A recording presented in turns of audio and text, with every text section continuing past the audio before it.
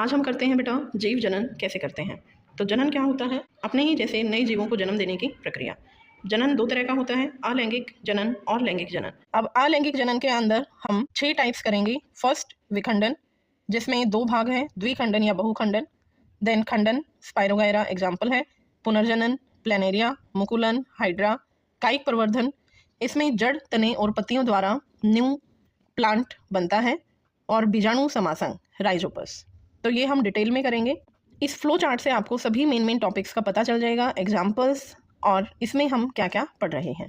Second है लैंगिक जनन। 2 जीव, एक नर व एक मादा नया जीव उत्पन्न करते हैं। अब अलैंगिक जन्म हम पौधों में देखते हैं और मानव के अंदर देखते हैं। मानव में नर जनन तंत्र होता है, मादा जनन तंत्र, जहाँ नर और मादा मिलकर जीव उत्पन्न करते हैं। जो नर होते हैं वो नर युग्मक शुक्राणु उत्पन्न करते हैं और मादा युग्मक मादा उत्पन्न करती हैं, जिसे अंड कोशिका कहते हैं। इनमें निषेचन होता है और उसके बाद फिर एक कोशिका बनती है जिसे हम युग्मनज कहते हैं। फिर वो कोशिकाएं टूटती रहती हैं, उससे भ्रूण बनता है और एक शिशु का जन्म होता है। अब ये जो लैंगिक जनन मानव में होता है वो गर्भ धारण से होता है, और अगर गर्भ धारण नहीं करना है, गर्भ को रोकना है, गर्भ रोधन, तो उसके कई प्रक्रियाएं होती हैं, जैसे यांत्रिक अवरोध, इसमें कंडोम या सर्वाइकल कैप का यूज होता है। रासायनिक तकनीक, दवाइयाँ ली जाती हैं, इसके IUCD लूप या कॉपर टी का प्रयोग किया जाता है। और एक शल्य प्रक्रिया होती है, नर में नसबंदी करवाई जाती है और मादा में ट्यूबेक्टोमी होती है। ऐसे ही पादप के अंदर भी नर भाग और मादा भाग होते हैं जो जनन की प्रक्रिया करते हैं। एक फूल के अंदर ही दोनों भाग भी हो सकते हैं, और ऐसा भी हो सकता है कि एक फूल में नर भाग है, दूसरे फूल में मादा भाग है। नर भाग जो होता है वो पुंकेसर है और मादा भाग स्त्रीकेसर होता है। यहाँ भी निषेचन की प्रक्रिया होती है। दोनों नर और मादा भाग जब मिलते हैं, निषेचन होता है, तो फिर उसके बाद फल और बीज बनते हैं, जिससे एक नए पौधा उगता है।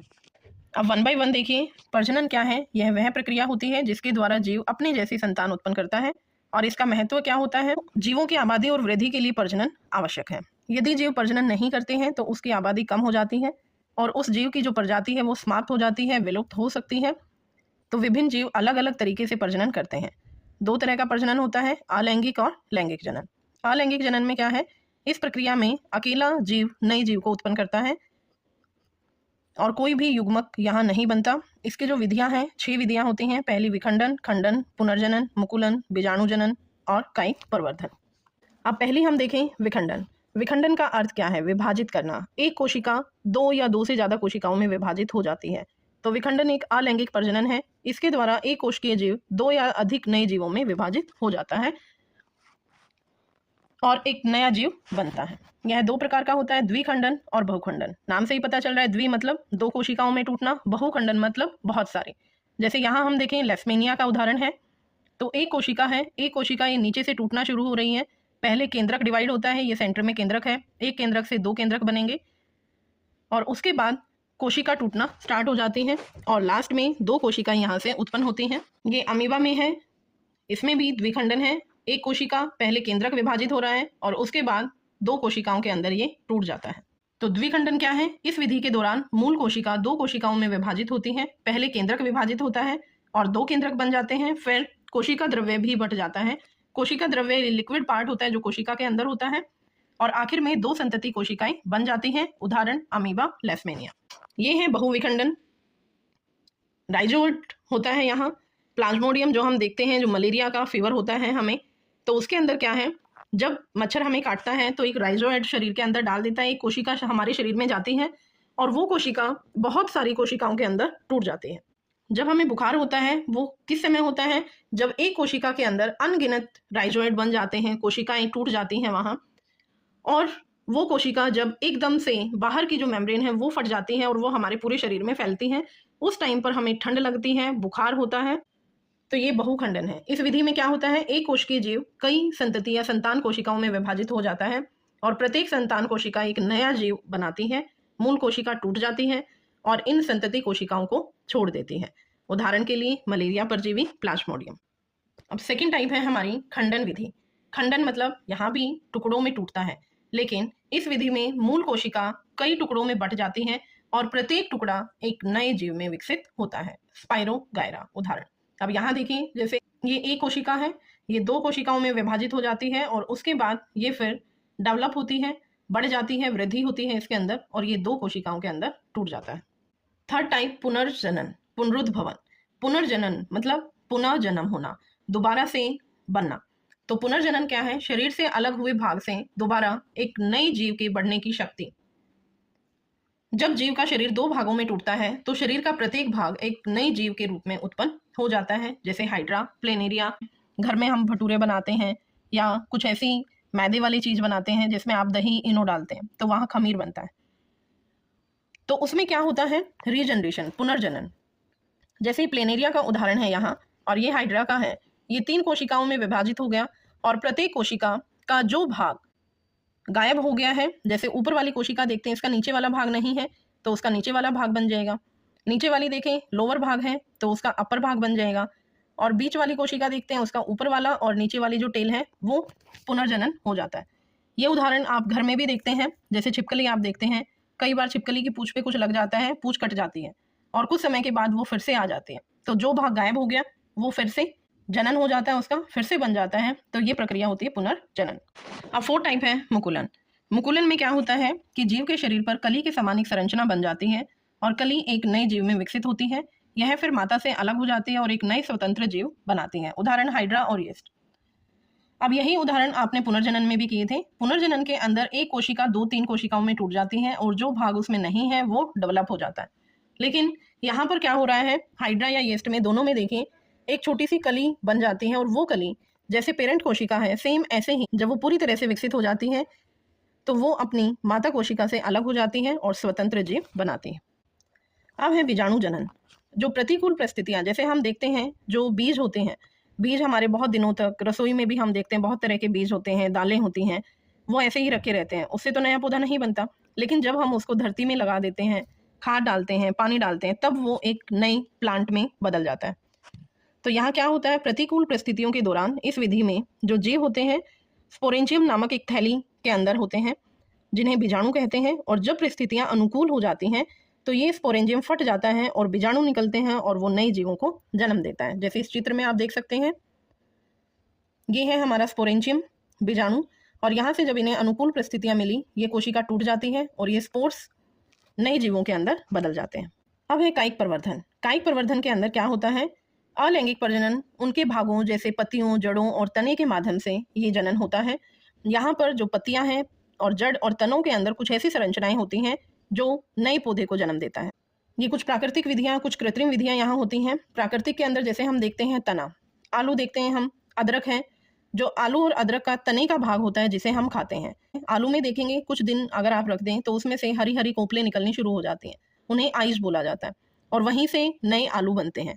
तो ऐसे आलू को जब हम धरती में लगा देते हैं, वो उसका तने का भाग होता है जिसे हम खाते हैं, तो वहां से बहुत सारे आलू बन जाते हैं। जड़ में शकरकंदी होती है, पत्ती ब्रायोफाइलम, ये आप देख रहे हैं। ब्रायोफाइलम की अगर एक पत्ती भी आप ले लें, उसमें से कलिकाएं निकलती हैं और बहुत सारी जगह में ये फैल जाती हैं।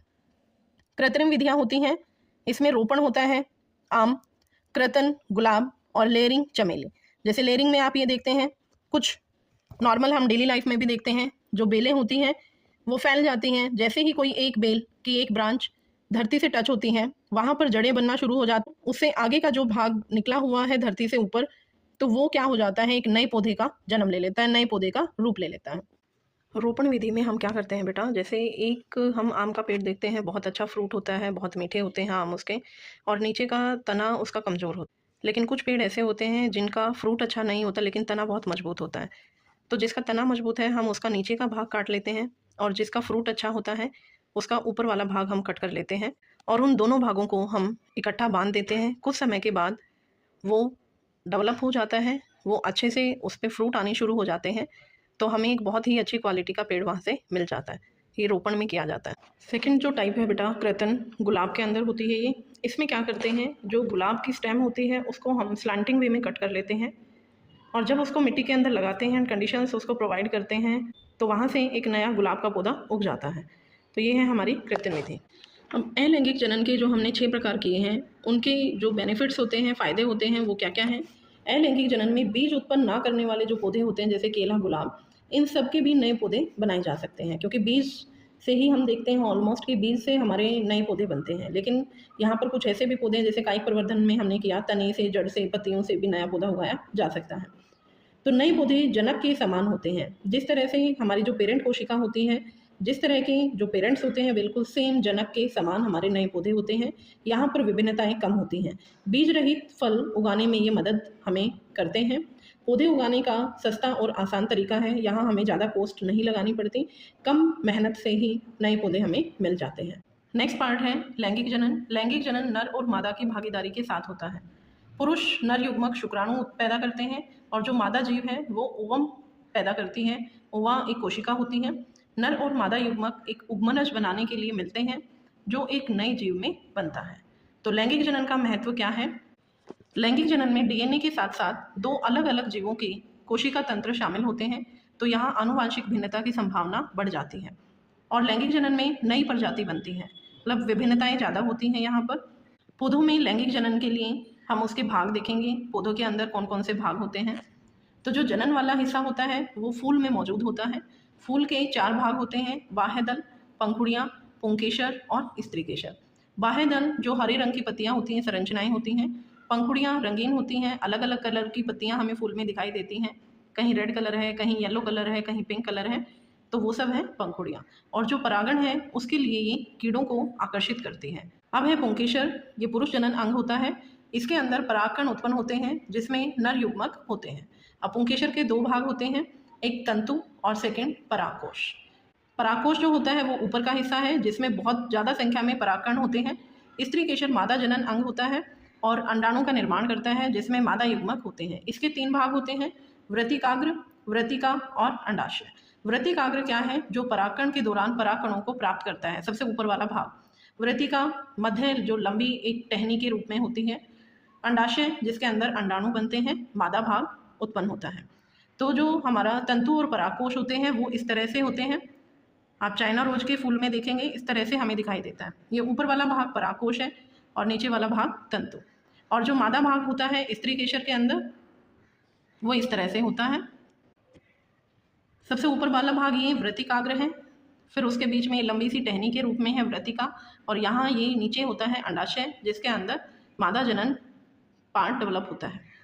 अब कुछ जो फूल होते हैं उभयलिंगी होते हैं, कुछ फूल एक लिंगी होते हैं। नेम से ही पता चल रहा है एक लिंगी फूल, मतलब जिसमें या तो पुंकेसर होता है या स्त्रीकेसर होता है। जैसे हम देखते हैं पपीता और तरबूज। पपीते पर फ्रूट तभी आता है जब 2 पपीते के पेड़ एक साथ होंगे, मतलब नर भाग होगा, एक में मादा भाग होगा। अगर आप सिंगल पपीता का एक पेड़ लगा देते हैं तो वहाँ से आपको फ्रूट नहीं मिलता, क्योंकि वो एक ही लिंग होता है उसके अंदर, या तो पुंकेसर होगा या वो स्त्रीकेसर होगा उसमें।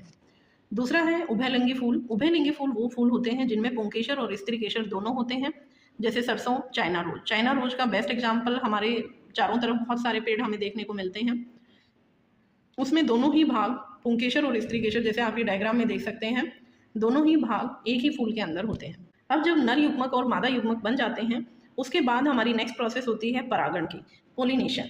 परागण है क्या? परागकणों का परागकोश से वृत्तिकाग्र तक पहुंचाना परागण कहलाता है।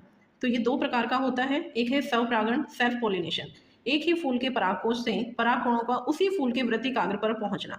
जैसे आप फर्स्ट डायग्राम में देख सकते हैं, यहाँ पर जो ये परागकण है ये वृत्तिकाग्र पर जा रहे हैं सेम फूल में, तो उसे हम कहेंगे स्वपरागण।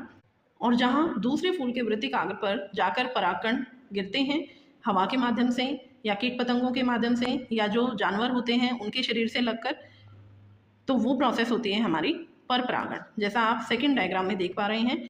तो पर परागण क्या है? एक फूल के परागकणों का परागकोश से दूसरे फूल के वृत्तिकाग्र तक पहुंचना।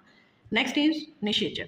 अब जब नर और मादा युग्मक बन जाते हैं तो युग्मनज बनाने के लिए इन नर और मादा युग्मक के मिलने की प्रक्रिया होती है जिसे हम निषेचन कहते हैं। पौधों में निषेचन के बाद अंकुरण होता है, अंकुर फूटते हैं और वहाँ से फिर तना और जड़ निकलती हैं।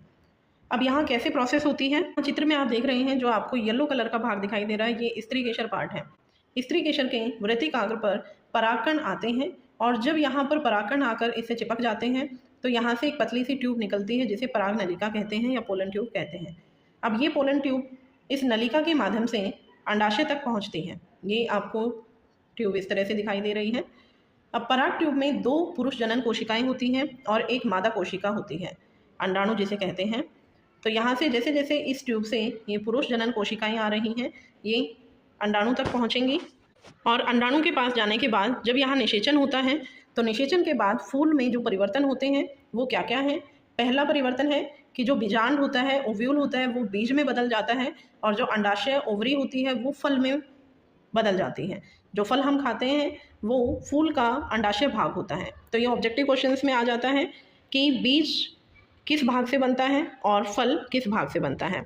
और जो पंखुड़ी, बाह्यदल, पुंकेसर और स्त्री केसर होते हैं वो नीचे गिर जाते हैं, अपने आप वो टूट के बाहर निकल जाते हैं।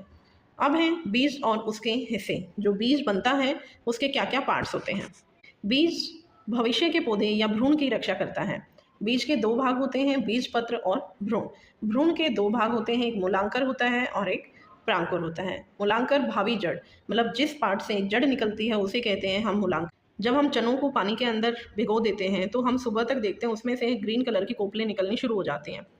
तो वो क्या है, ऊपर की तरफ वहाँ पर जो भाग दिखाई देता है उसे प्रांकुर बोला जाता है और नीचे की तरफ जो भाग होता है उसे मूलांकुर बोला जाता है। तो मूलांकुर भाग से जड़ निकलती है और प्रांकुर भाग से तना निकलता है। तो ये थी बेटा हमारी आज की क्लास। आई होप आपको ये समझ आया होगा। नेक्स्ट क्लास में हम फिर मिलते हैं, वहाँ पर हम मानव जनन तंत्र करेंगे। Thank you, bye bye.